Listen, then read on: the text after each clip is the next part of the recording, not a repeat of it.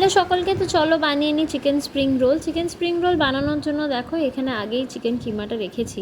তারপরে এক এক করে পেঁয়াজ, টমেটো, ক্যাপসিকাম, লঙ্কা সব এগুলো আমার ওই মিক্সারের মধ্যে দিয়ে দেবো।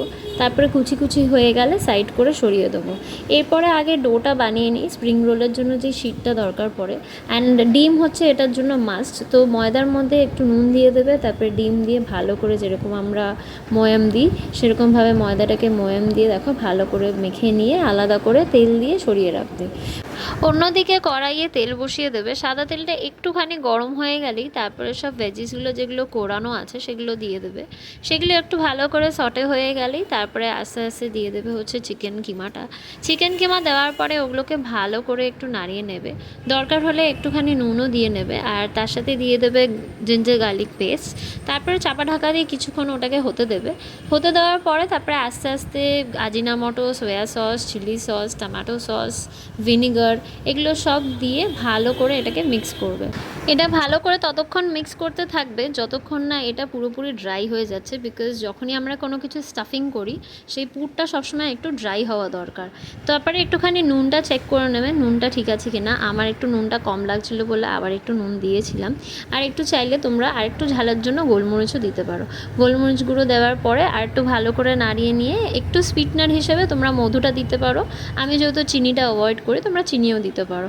আর এই দেখো রেডি হয়ে গেল পুরটা। এটা আমি ঠান্ডা করতে দিয়ে দিয়েছি। এরপর বানিয়ে নিই চলো স্প্রিং রোলের শিটটা। স্প্রিং রোলের শিটটার জন্য দেখো ময়দাটাকে ভালো করে স্ল্যাবে আরেকবার কিছুক্ষণ একটু ভালো করে ময়াম দিয়ে তারপরে এক এক করে লেচি কেটে বার করলাম। লেচিগুলো কেটে বার করার পরে একটু হাতে সাদা তেল নিয়ে ওগুলোকে গোল গোল করে সাইড করে রেখে দিলাম। এবার তুমি স্ল্যাবের ওপরে ভালো করে একটুখানি ফ্লাওয়ার ডাস্ট করে তারপরে এক এক করে দেখবে এরকম শিট বানাতে হবে। মেক শিওর যাতে প্রত্যেকটা লেচি যেগুলো আমরা বেলছি সেগুলো যেন খুবই পাতলা হয়, বিকজ তারপরে যখন তুমি ওটাকে ফ্রাই করবে যাতে প্রত্যেকটা এজ এটার প্রপারলি ফ্রাই হয়ে বেরিয়ে আসে। এবার আগে থেকে বানিয়ে রাখা পুরটা এক এক করে দিয়ে দেবো। আর দেখো সাইডগুলো আমরা মুড়ছি, তাতে একটুখানি জল অ্যাপ্লাই করছি যাতে সাইডগুলো প্রপারলি সিল হয়ে যায়। এরপরে কড়াইয়ে তেল গরম করব। তেলটা খুব বেশি গরমও হবে না, ঠান্ডাও হবে না, মাঝামাঝি যেমন থাকবে। তখন এই স্প্রিং রোলটা ছেড়ে দেবে।